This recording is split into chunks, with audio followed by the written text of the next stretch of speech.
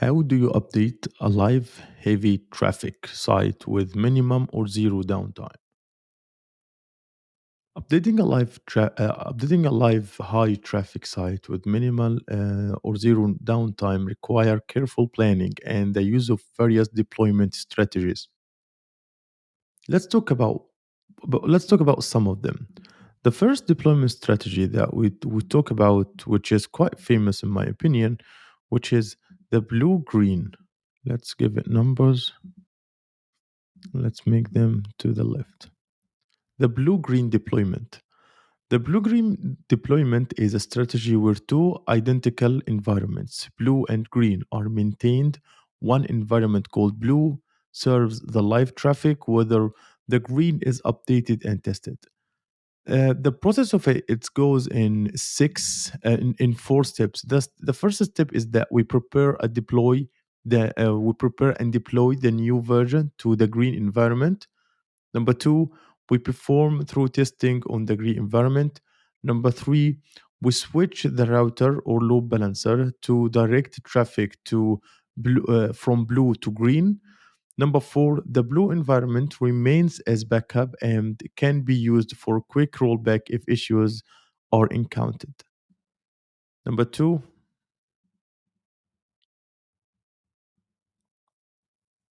rolling deployment. So, a rolling deployment updates the applications in phases, gradually replacing instances of the old version with the new one.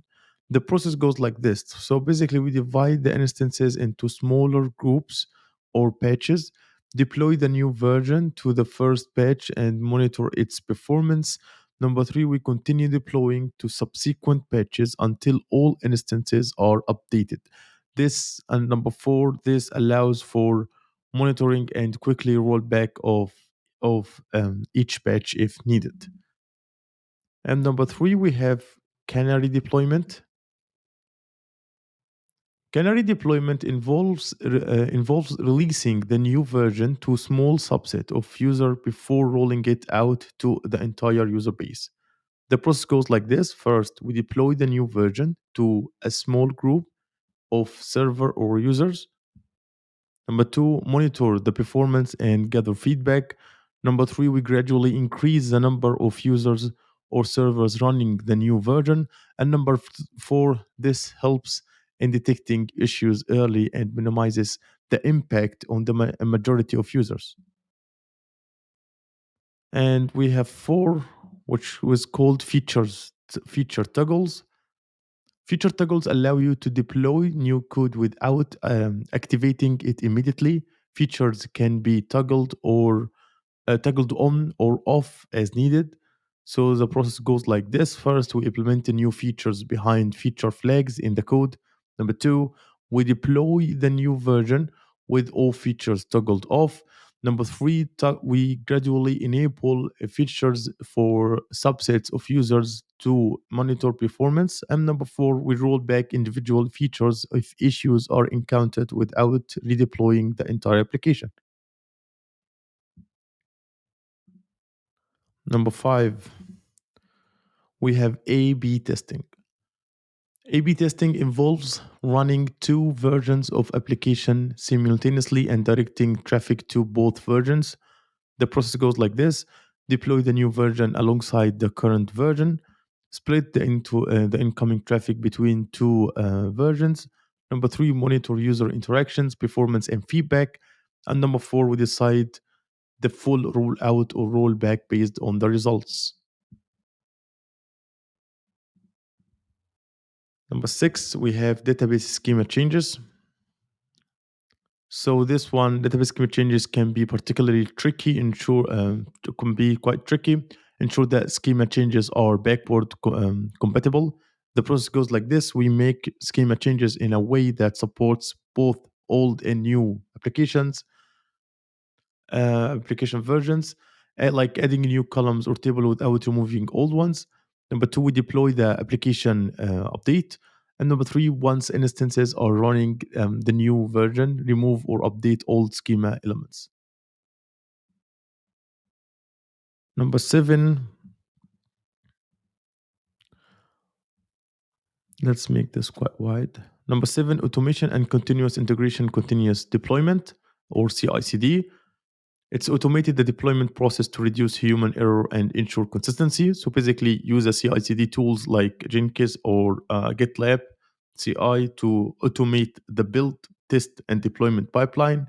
Implement automated tests to catch issues before deployment. Number three, use automated rollback mechanisms to revert changes quickly if needed. Number eight, monitoring and logging. So implement robust monitoring and logging to detect issues early and take corrective actions. The process goes like this. Number one, we monitor applications performance, server health, and user experience in real time. Number two, we set up alerts for anomalies or performance degradation. Number three, use logging tools to capture details logs for troubleshooting. So steps to update live heavy traffic. This one's right now we talk about the steps that we should update. Right now we talk about the strategies. Let's talk about the steps that we should follow. The first one would be the prepare the update. Ensure the new version is thoroughly tested in a straightforward environment. Number two, implement any necessary database schema changes in a backward compatible manner. Number two, deploy using a chosen strategy. So use like a blue, green, or rolling or canary deployment based on your needs. If using feature toggles, deploy with all new features toggled off. Number three, we have monitor and validate. So monitor the update process in real time. Validate the new version in is performing as expected. Number four, gradual rollout. So gradually increase traffic into the new version. Keep the old version running until confident that the new version is stable. And number five, we want to complete the deployment. So once confident fully switch to the new version, decommission or revert the old version as necessary. And by following these strategies and steps, you can update a live high traffic site with minimal or zero downtime, ensuring a smooth transition and minimal disruption to users. So that's it for this video, and see you in the